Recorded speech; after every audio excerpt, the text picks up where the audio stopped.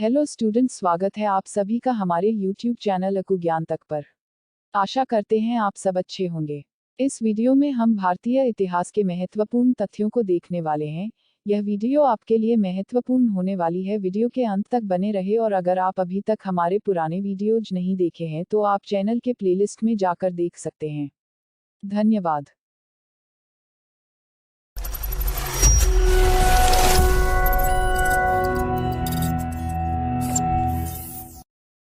उपकरण और बर्तन बनाने में उपयोग की जाने वाली सामग्री के अनुसार पुरातनपंथी पूर्व ऐतिहासिक व्यक्ति के थाय खाते को विभाजित करते हैं। उनके अनुसार मनुष्य 4 चरणों से गुजरा है। 1 पुरापाषाण या पुराने पाषाण युग, 2 नवपाषाण या नवपाषाण युग, 3 कॉपर युग, अंगारा दान युग। पुरापाषाण युग में शिकार पर बहुत मोटे तौर पर पत्थर के बने औजार लगाए जाते थे।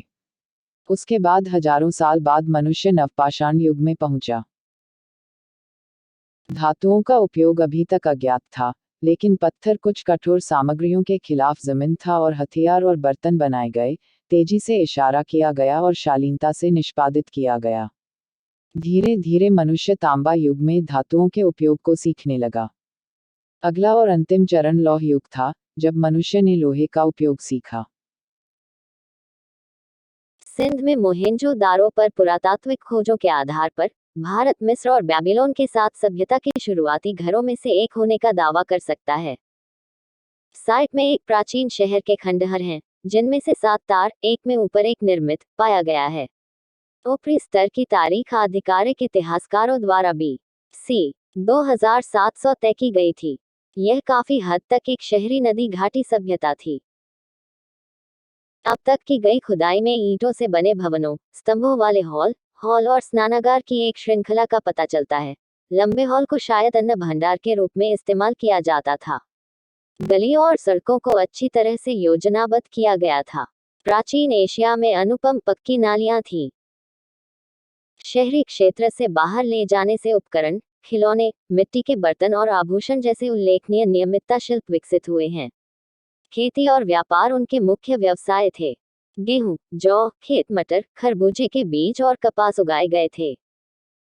वहां के निवासियों ने कुत्तों, बिल्लियों, मवेशियों, भैंसों, ऊंट, घोड़ों जैसे जानवरों को पालतू बनाया था। इस सभ्यता का पतन युद्धों, जलवायु नस्लीय पतन, हिंसक भूवैज्ञानिक परिवर्तनों और आर्यों के आगमन के कारण माना जाता है। आर्यों ने उत्तर और उत्तर पश्चिम से लगातार आवेश में भारत में प्रवेश किया। भारत में पहली आर्य बस्ती पंजाब क्षेत्र में ईपू 2500 और ईपू 2000 के बीच स्थापित की गई थी। इस क्षेत्र से आर्य पूर्व में फैल गए और पूरे उत्तर भारत पर कब्जा कर लिया। समय के साथ उन्होंने दक्षिण भारत में भी प्रवेश किया। सर्वप्रथम हमलावर आर्यों और मूल निवासियों के बीच अपरिहार्य संघर्ष थे। माना जाता है कि वह द्रविड़ियन थे, लेकिन धीरे धीरे इन नस्लों के परस्पर संबंध के बारे में पता चला। आर्य मुख्य रूप से पोस्टुरल लोग थे और पितृसत्तात्मक परिवार इकाई उनके आदिवासी जीवन थे। राजा के रूप में जाने जाने वाले आदिवासी प्रमुख ने एक लोकप्रिय विधानसभा की सलाह पर शासन किया। प्रारंभिक आर्य बलवान तथा फुर्तीले नस्ल के साथ जीवन के प्रति एक उत्साहित थे और उनके मुख्य व्यवसाय पशुपालन और युद्ध थे। भारत में बसने के बाद उन्होंने कृषि को अपने प्रमुख व्यवसाय के रूप में अपनाया। उनकी आदिवासी बस्तियां बाद में महान शहरों और शक्तिशाली राज्यों में विकसित हुईं। आर्यों में आरंभ में कोई सामाजिक विभाजन नहीं था। बाद में आर्थिक कार्यों की बढ़ती विशेषज्ञता और विजय प्राप्त करने की होड़ से निपटने के लिए उन्होंने समाज को 4 श्रेणी ब्राह्मण, क्षत्रिय, वैश्य और शूद्रों में बांटा। उनके समाज के 4 श्रेणी विभाजन ने बाद में कठोर जाति प्रणाली विकसित की। दोनों सभ्यताओं ने जानवरों को पालतू बनाया और शिकार में लगे रहे। दोनों सभ्यताओं में पुरुषों और महिलाओं ने अपने शरीर को गहने से सजाया। हालांकि प्रयुक्त आभूषणों के प्रकार में अंतर था। वैदिक लोग युद्ध की तरह थे और विजय या लूट के लिए अपने पड़ोस में छापा मारते थे। सिंधु लोगों के पास कोई कवच या हथियार नहीं थे। सिंधु सभ्यता शहरी थी, जो सुनियोजित शहरों में रहती थी, लेकिन वैदिक सभ्यता मुख्य रूप से ग्रामीण थी। उनकी धार्मिक प्रथाओं और जीवन के तरीकों में अंतर थे। सिंधु घाटी में लोग 3 देवों की पूजा करते थे, रुद्र, भगवती देवी और फल्लिस। दूसरी ओर आर्य प्रकृति देवताओं की पूजा करने वाले बहुदेववादी थे, जो बाहरी मनोरंजन पसंद करते थे। सोम रस का इस्तेमाल नशे और दूध की तैयारी के रूप में करते थे। द्रविड़ियन कहे जाने वाले लोगों के शुरुआती ऐतिहासिक काल में स्वागत नाम केवल भाषाओं के समूह पर लागू होता है। चूंकि वे आर्यों का विरोध नहीं कर सकते थे, उन्हें धीरे धीरे दक्षिण में वापस धकेल दिया गया, जहां उन्होंने अपनी पुरानी संस्कृति को संरक्षित किया। यह सभ्य व एक सुलझे हुए जीवन का नेतृत्व करने वाले थे। यह धातुओं के उपयोग से अवगत थे। इनके मुख्य व्यवसाय कृषि और वाणिज्य थे। इनके पास प्रशासन की एक अच्छी तरह से परिभाषित प्रणाली थी। समाज का इनका ढांचा मातृसत्तात्मक था। यह सांप और पृथ्वी की पूजा करते थे। इनके समाज में कोई जाति नहीं थी। द्रविड़ियन भाषाएं तमिल, तेलुगु, कन्नड़ और मलयालम हैं। वेद आर्य जीवन के एक विस्तृत क्षेत्र का आवरण करते हैं। रूढ़िवादी हिंदू मत वेदों के किसी भी हिस्से को मानव रचना नहीं मानते हैं। संपूर्ण साहित्य, इसके अनुसार, कुछ इष्ट ऋषियों या दृष्टाओं को प्रकट करता है, जिन्होंने भजनों का उच्चारण किया और इस प्रकार उन्हें अपने वंशजों के लिए सूचित किया। वेद शब्द का अर्थ है ज्ञान। वे 4 संख्याओं में है: ऋग्वेद, सामवेद, यजुर्वेद और अथर्ववेद। ऋग्वेद को सबसे पुराना माना जाता है। ऋग्वेद में दार्शनिक ग्रंथ होने के अलावा एक महान साक्षरता गुण भी है। वेद के जो भाग हैं, वे हैं: 1 4 वेदों की संहिता, 2 ब्रह्म, प्रत्येक संहिता से जुड़ा हुआ, 3 अरण्यक तथा 4 उपनिषद, अधिकतर ब्राह्मणों से जुड़े थे, लेकिन वास्तव में अलग और असंबद्ध ग्रंथ थे। उपनिषद आध्यात्मिक विषयों से संबंधित हैं और अधिकतर आरण्यकों से जुड़े हैं। यह दोनों वेदों की ज्ञान शाखा का गठन करते हैं। उपनिषदों की संख्या 108 है। उपनिषदों में निहित दर्शन को वेदांत, वेद का अंत के रूप में जाना जाता है। इस दर्शन का सार सभी धर्मों की सीमाओं के पार है।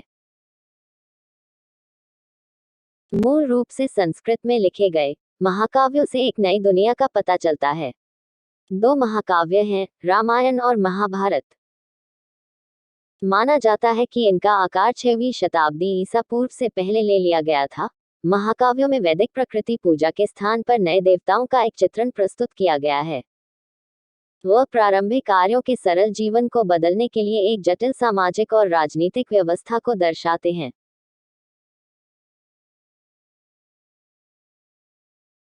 परंपरा भारत के पहले कवि वाल्मीकि को बताए गए काम को बताती है, और शायद यही सत्य है। यह राजकुमार राम की कहानी है, जो कई निजीकरणों से गुजरने के बाद असुर नरेश रावण का वध कर देते हैं। महाभारत यद्यपि मुख्य रूप से कुरु और पांडु के पुत्रों के बीच युद्ध का वर्णन करता है, यह कथाओं, वंशावली, कालक्रम, नैतिक कहानियों का एक विशाल संग्रह है और नैतिकता, राज्य धर्म, धर्म और दर्शन पर प्रवचन देता है। इसमें संस्कृत में 1,20,000 छंद शामिल हैं। Bhagavad Gita, the lord's song, Mahabharata का एक हिस्सा है, एक ऐसा भाग जो उनके लिए और भी महत्वपूर्ण है। गीता अर्जुन और भगवान कृष्ण के बीच काव्यात्मक संवाद है।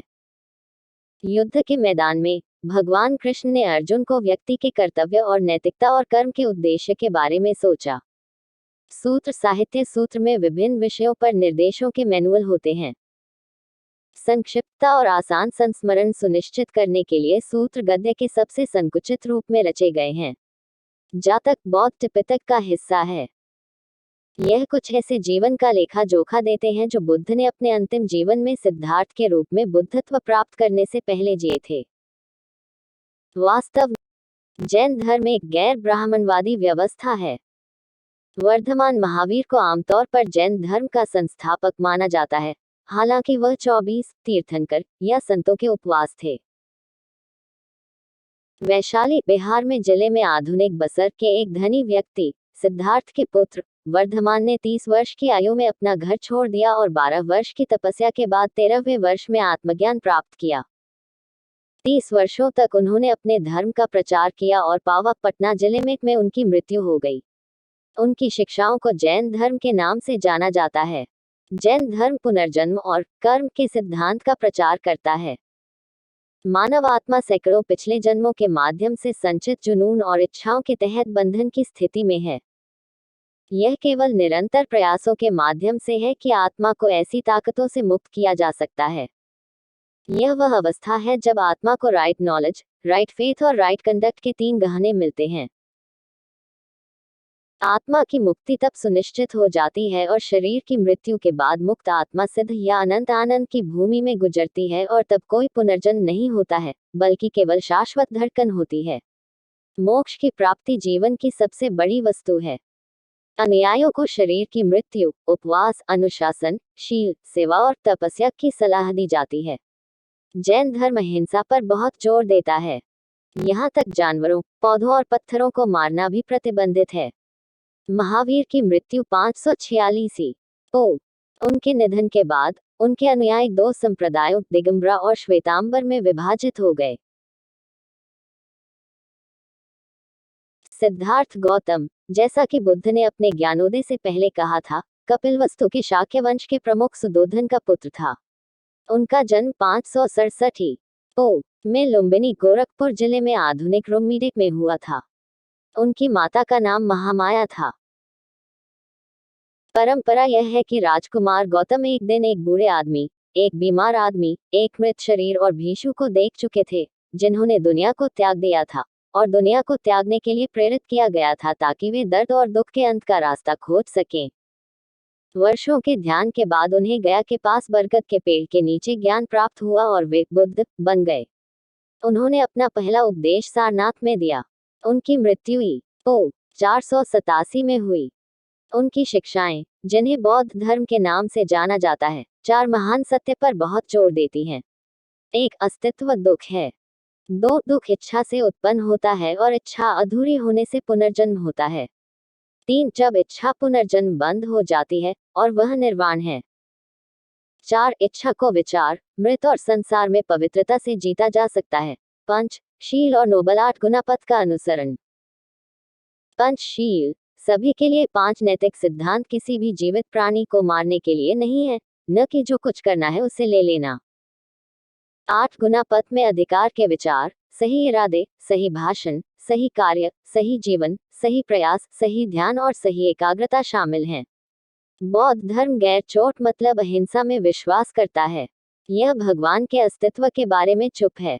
यह अनुष्ठानों का विरोध करता है और जाति भेद की निंदा करता है। भारत के अलावा बौद्ध धर्म ने श्रीलंका और बर्मा में बड़े पैमाने पर आकर्षित किया और अब यह महान विश्व धर्मों में से एक है।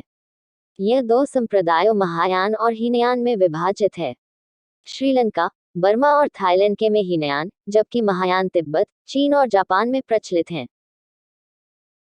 बौद्ध और जैन धर्म दोनों ही मनुष्य और मनुष्य के बीच समानता का प्रचार करते हैं। अहिंसा, विचार, शब्द और कर्म की पवित्रता, जीवन भर और कामुक इच्छाओं पर अंकुश लगाना। दोनों ने कर्म और पुनर्जन्म के सिद्धांत को स्वीकार किया। दोनों का मानना कि इच्छा दुख की ओर ले जाती है और जब इच्छा निर्वाण को समाप्त कर देती है, तब वह प्राप्त हो जाती है। हालांकि जैन धर्म ने आत्म मृत्यु और अहिंसा पर अतिरंजित जोर दिया।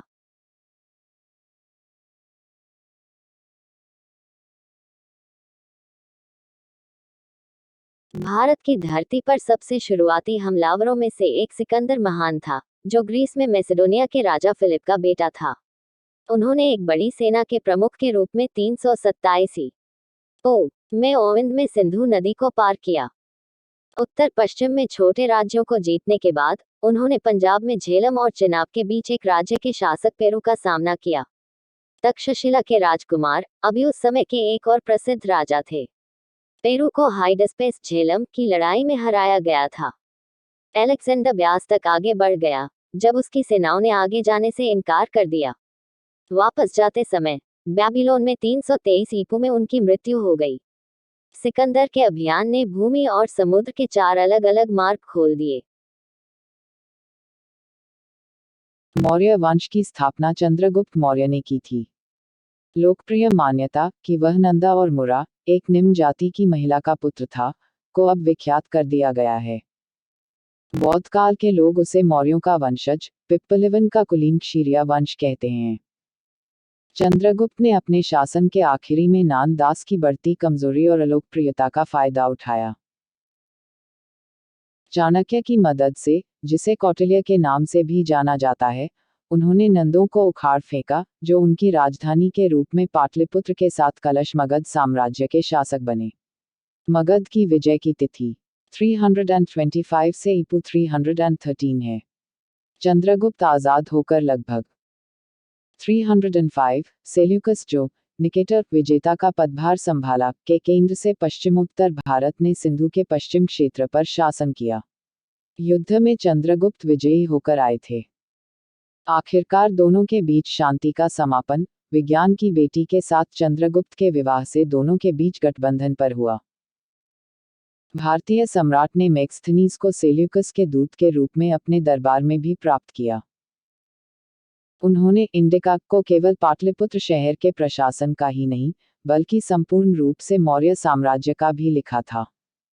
वह एक अनियंत्रित शासक थे, उनके हाथों में सारी शक्तियां केंद्रित थी।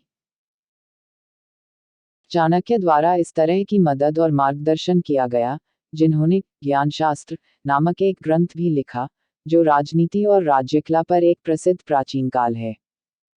पाटलिपुत्र, कौशाम्बी, उज्जैन और तक्षशिला उनके शहरों में सबसे महत्वपूर्ण थे।